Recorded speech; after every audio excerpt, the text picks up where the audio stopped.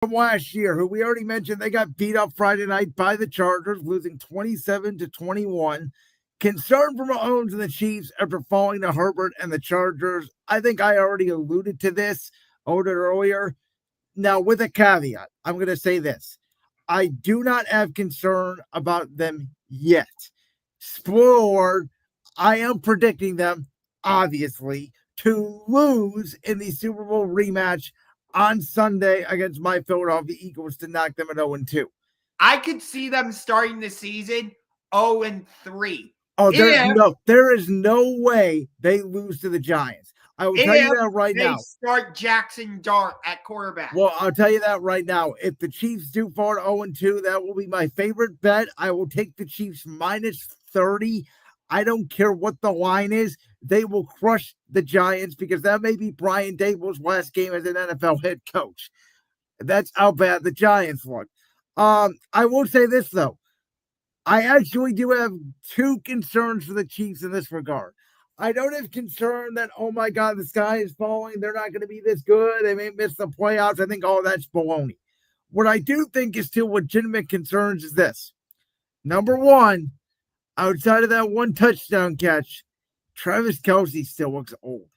And I was coming into this year thinking Kelce was going to have a better offseason. He was going to come in resurgence. He was going to be on the same page as Mahomes. He had a bitter taste in his mouth around the Super Bowl ended a year ago.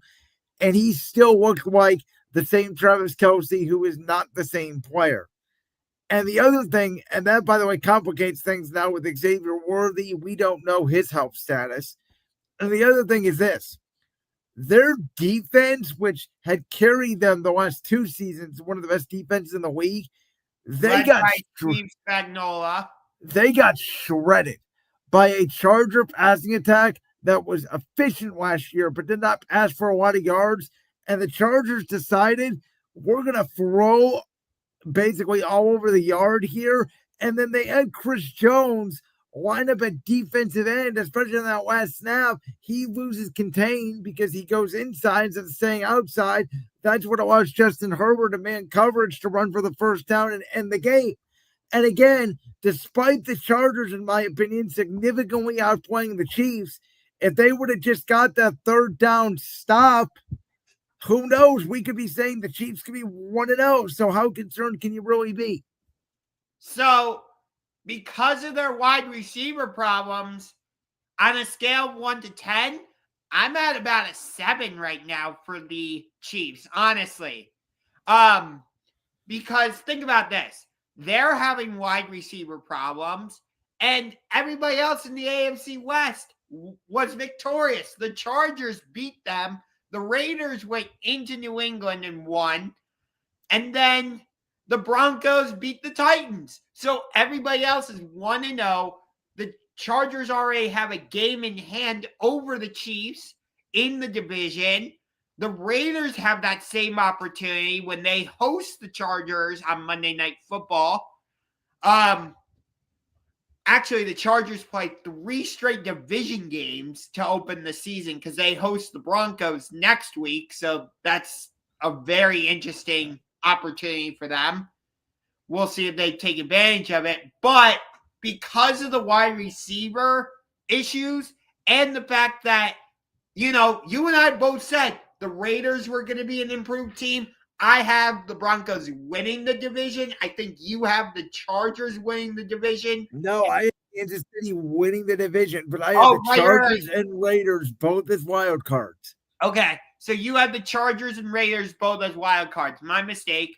But, this AFC West, it's going to be very improved. And the Chargers showed, no, you're not just going to be the bullies of this division anymore. I know they've won it 9 straight years. I don't think it's going to be 10. I don't. Well, the weird thing is, I told you when we did our NFL predictions show, I could not comprehend for the life of me how the Rashawn Slater injury for the Chargers automatically made Denver the favorite in the division. It's like everybody completely skipped past the Chargers. To me, if there was one team that's going to knock off the Chiefs in this division, It's a Jim Harbaugh, Justin Herbert led team. And you very well could be right, but I just really like the pairing of Sean Payton with Bo Nix. That defense is legit with Denver. I love. Well, so is the Chargers. The Chargers defense was better than Denver's last year. They had the number one scoring defense in the NFL. So I think, in my opinion, it's going to be a fight between those two for the division, unless Kansas City turns things around. I think the Chiefs. Now the question is for the Chiefs. We thought they had a very hard schedule going into it. Well, what if the Lions somehow start 0-3? Then is Detroit not as good as we thought? Does that schedule get a little bit easier? So, as I said again, there are still a lot of unknowns here in week 1.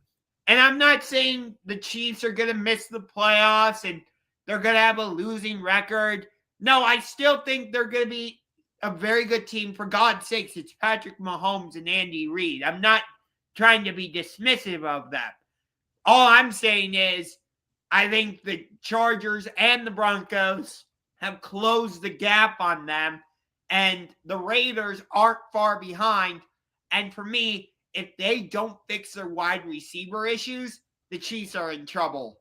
I agree that all 3 teams have closed the gap. I guess we'll see how significant of a gap it closes for the rest of the season. What do you wait before we move on? What do you think of the idea? Because number 10 is not very happy in Miami. I was gonna bring this up. Okay, and the Chiefs need a wide receiver. Do you think there could be a reunion? I brought this up during our prediction show as well. I wouldn't be surprised if it got done by next week. Let's talk about it. The Super Bowl rematch, Sunday, 4 p.m. Eastern on Fox. Kevin Burkhardt, Tom Brady, Aaron Andrews, Tom Rinaldi, the whole crew. Fox Super Bowl Sundays. Crew that called Super Bowl 59. And let's start with this. Jalen Carter, who was ejected on during Thursday's game before the first damn snap. I don't know what he was thinking. There's all of these rumors out there, and if you watch the video, you can see Dak Prescott. He did say something to Jalen Carter. Allegedly, it was something about his brother died or something, making a case to obviously what he did in Georgia, which was why he dropped in the draft. That he almost basically committed murder. I mean, let's call it the way it is. And there's also the rumor going around that it was Dak Prescott who spit first. Which he did. If you watch the video, that is true. And they showed that on the first angle when they first ejected him. Dak did spit. He spit at the ground.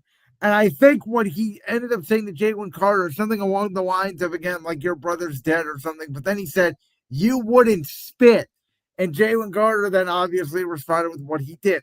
Now, again, it's absolutely wrong. He should have gotten fined.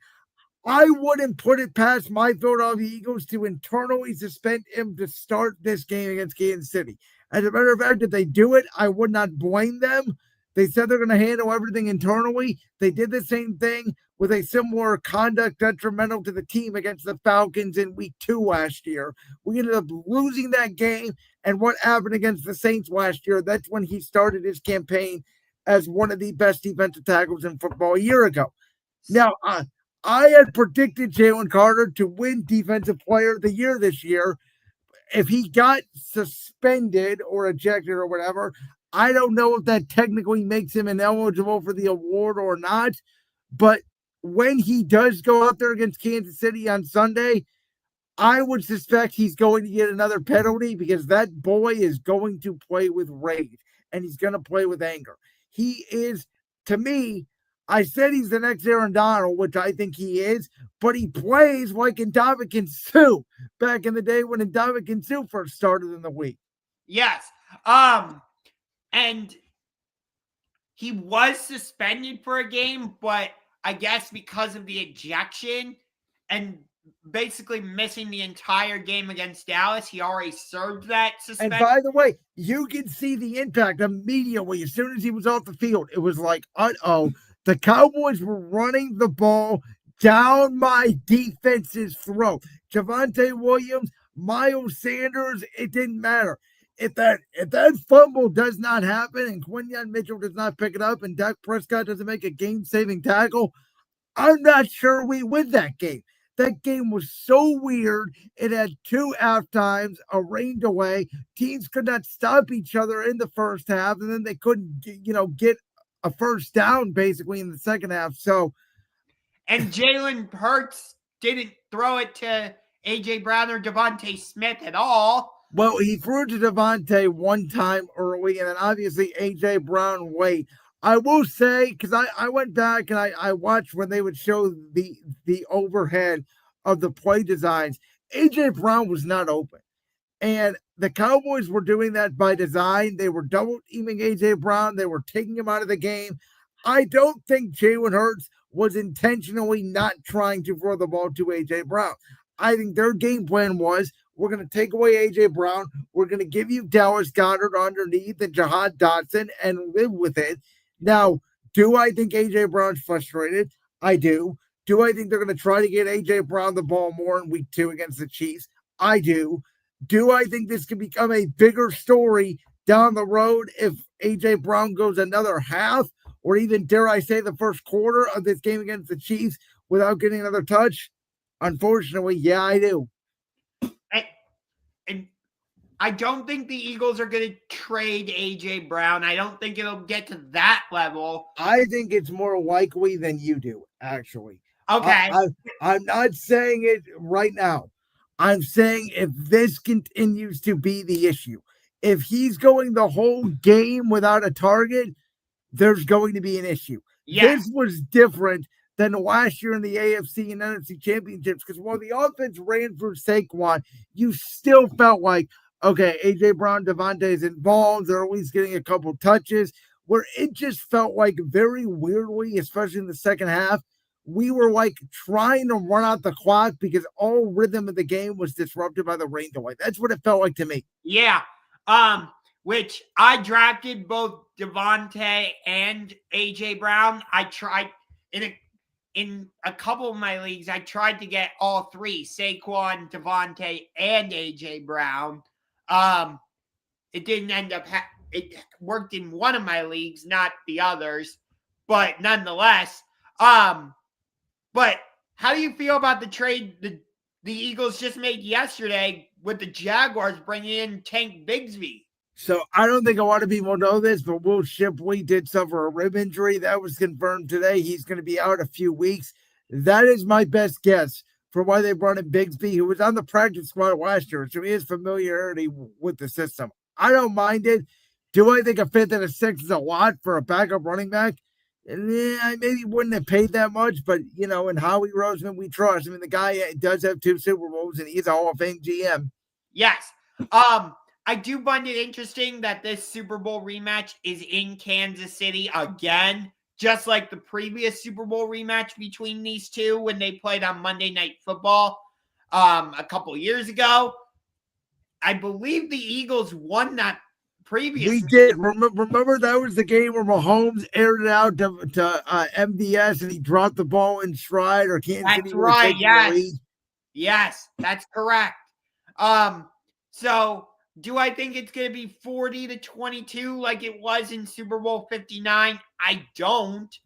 But if the Chiefs don't get their wide receiver issues fixed, like I mentioned earlier, the Eagles could come in here and blow them out. Honestly. Well, Philly has a cornerback 2 issue. I will say that. That's the biggest issue I see for my team right now, and repeating, is who's going to be the number 2 corner outside of Quinyon Mitchell, because Adoree Jackson got toasted by CeeDee Lamb. Most of the catches that CeeDee Lamb had prior to his free drops in the fourth quarter on Thursday's game was against Adoree Jackson. By the way, I did like that CeeDee Lamb took accountability for after the game. The Cowboys looked way more buttoned up. And by that, I mean situationally, ready to go, creative, in and out of the clock. They look prepared to play unlike any team we saw the last 2 years in the McCarthy era. I agree with you. Now, again, to me, it's and again, this may be a cop out. You can say what you want because I'm an Eagles fan. As soon as Jalen Carter got ejected for that game, I think the whole game plan got thrown out the window for both teams.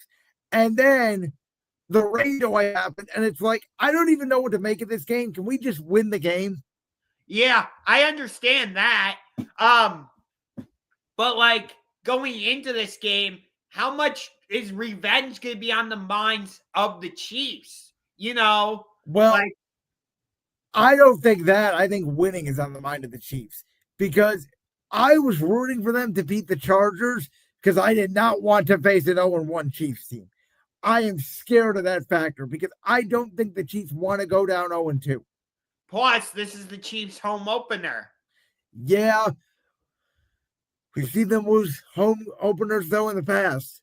Yeah, they really should have lost last year's home opener if Isaiah Likely's toe isn't on the freaking line. Correct. So, like you said, I don't think it's 40-22. It should be 40-6. But no. I think it's going to be like 24-17. I think it is going to be a lower scoring game. I envision Mahomes having the chance to win the game and my defense getting a stop to seal it. Yeah, I think Jalen Hurts' mobility is going to make the difference. Do I think he's going to... Jalen ran a lot. I understood it. He had to make plays when he had to, specifically at the end of the game. Sure. But 14 rushing attempts, that was a lot. I do want to see that come down. I do like the fact they were mixing in A.J. Dillon and Will Shipley, not giving Saquon Barkley every carry in the world. That's also another reason why I think they brought in Bigsby for the time being, because they want Saquon fresh for a postseason run because he did get so much of the workload a year ago. And I do think also, I know we're talking about the Super Bowl 59 rematch, but from the Jaguars' perspective, that's for them to trade Tank Bigsby, to me, sends a loud and clear message that they believe Tank or Travis Etienne can figure it out with Trevor Lawrence.